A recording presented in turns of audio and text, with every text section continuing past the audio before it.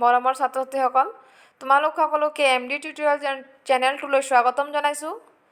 আজি আমি পঞ্চম শ্ৰেণীৰ পৰিৱেশৰ 2023 চনৰ গুণোৎসৱৰ প্ৰথম পৰ্যায়ৰ প্ৰশ্নখিনি আলোচনা কৰিম। কুৱেশ্যন নম্বৰ 45, তলৰ কোনবিধ তেলজাতীয় শস্য?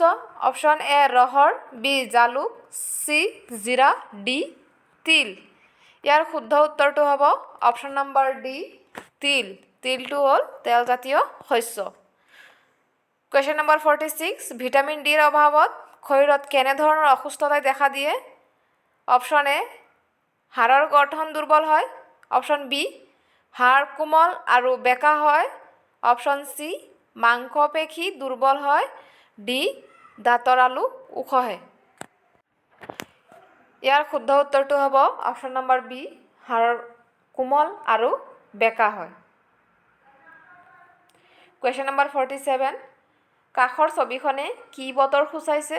অপশ্যন এ ফৰকাল, অপশ্যন বি বৰষুণ, অপশ্যন চি খৰাং, ডি ডাৱৰীয়া। ইয়াত ছবিখন তোমালোকে চালে লক্ষ্য কৰিলে দেখা পাবা ইয়াত বৰষুণ দি আছে, তাৰমানে ইয়াৰ শুদ্ধ উত্তৰটো হ'ব অপশ্যন নম্বৰ বি বৰষুণ।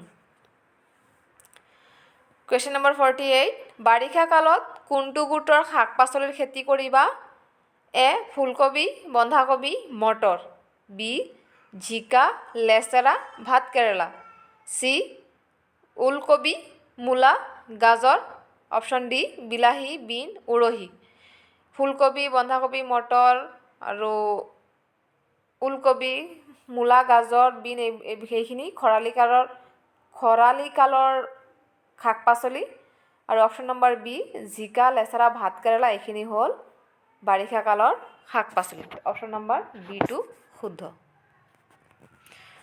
কুৱেশ্যন নম্বৰ 49, তলৰ কোনটো সুষম আহাৰৰ গোট বুলি ভাবা?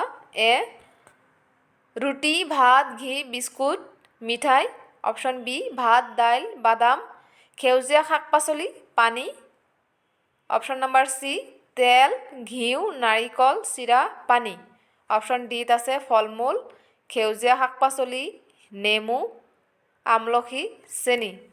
ইয়াৰ শুদ্ধ উত্তৰটো হ'ব অপশ্যন নম্বৰ বি ভাত, দাইল, বাদাম, সেউজীয়া শাক পাচলি আৰু পানী। কুৱেশ্যন নম্বৰ 50, ঘৰত থকা সময়ত ভূমিকম্প আহিলে কি কৰিবা? অপশ্যন এ গছৰ তলত আশ্ৰয় ল'ম, বি ভয় খাই দৌৰা দৌৰি কৰিম, চি মজবুত বিচনা বা মেজ আদিৰ তলত আশ্ৰয় ল'ম, ডি চকু মুদি বিচনাত শুই থাকিম। ইয়াৰ শুদ্ধ অপশ্যনটো হ'ব অপশ্যন নম্বৰ চি মজবুত বিচনা বা মেজ আদিৰ তলত আশ্ৰয় ল'ম। কুৱেশ্যন নম্বৰ 51, তলত উল্লেখিত কোনবিধ সামগ্ৰী কাগজ উদ্যোগত কেঁচামাল হিচাপে ব্যৱহাৰ কৰা হয়? অপশ্যন এ খাৰুৱা তেল, বি চূণশিল, চি বাঁহগছ, ডি কয়লা।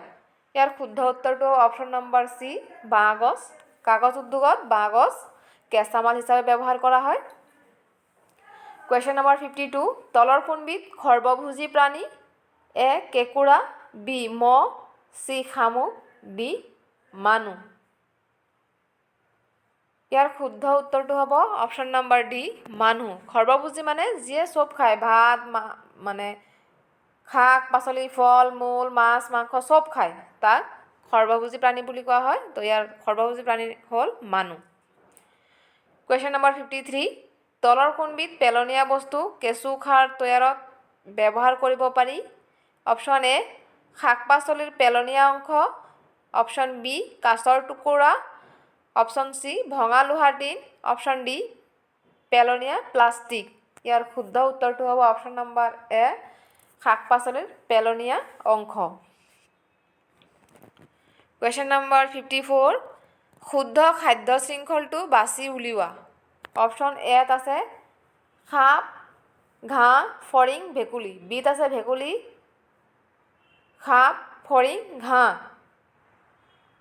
চি নম্বৰ অপশ্যনত আছে ঘাঁহ, ফৰিং, ভেকুলী, সাপ, আৰু ডি নম্বৰত আছে ফৰিং, ঘাঁহ, ভেকুলী, সাপ। ইয়াৰ শুদ্ধ উত্তৰটো হ'ব অপশ্যন নম্বৰ চি ঘাঁহ, ফৰিং, ভেকুলী, সাপ।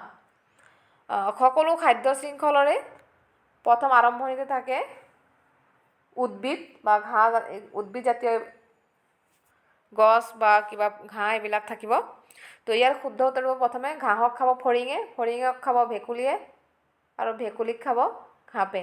তো ইয়াৰ শুদ্ধ খাদ্য শৃংখলটো হ'ল ঘাঁহ, অপশ্যন নম্বৰ চি, ঘাঁহ, ফৰিং, ভেকুলী, সাপ। কুৱেশ্যন নম্বৰ 55, অসমৰ বোকাজানত কি উদ্যোগ প্ৰতিষ্ঠিত? এ চিমেণ্ট উদ্যোগ, বি তেল উদ্যোগ, চি মৰাপাট উদ্যোগ, ডি কয়লা উদ্যোগ। ইয়াৰ শুদ্ধ উত্তৰটো হ'ব চিমেণ্ট উদ্যোগ, অপশ্যন নম্বৰ এ। কুৱেশ্যন নম্বৰ 56, বনজুই কি? অপশ্যন এ নলা নৰ্দমাসমূহ পানীৰে উপচি পৰে, অপশ্যন বি হাবিত জুই লাগে, অপশ্যন চি ভূমিস্খলন হয়, অপশ্যন ডি পৃথিৱীৰ উপৰিভাগ কঁপি উঠে। তো ইয়াৰ শুদ্ধ উত্তৰটো হ'ব অপশ্যন নম্বৰ বি হাবিত জুই লাগে। বনজুই মানে হাবিত জুই লাগে। কুৱেশ্যন নম্বৰ 57, তলৰ কোনটো বায়ু প্ৰদূষণৰ কাৰক?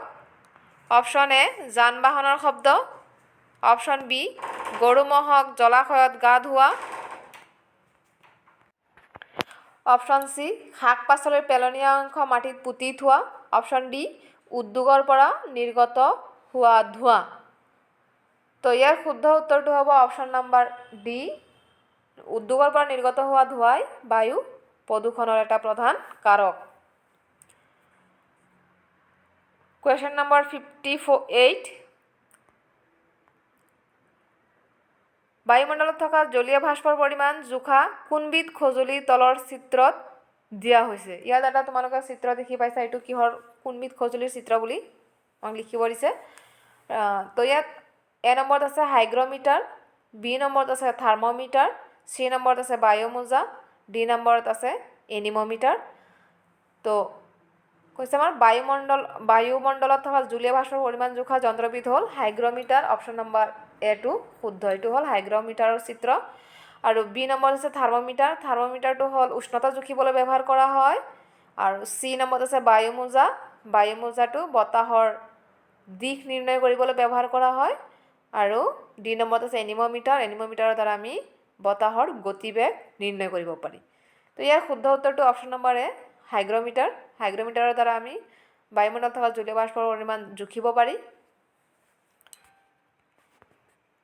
মৰমৰ ছাত্ৰ ছাত্ৰীসকল, আজিৰ ভিডিঅ'টো ইয়াতে সমাপ্ত হৈছে। ভিডিঅ'টো চাই ভাল পালে লাইক কৰিবা, আৰু এতিয়ালৈকে যদি মোৰ চেনেলটো ছাবস্ক্ৰাইব কৰা নাই প্লিজ ছাবস্ক্ৰাইব কৰি ল'বা। লগতে ভিডিঅ'টি তোমাৰ বন্ধুবৰ্গৰ সৈতে শ্বেয়াৰ কৰি দিবা। ধন্যবাদ।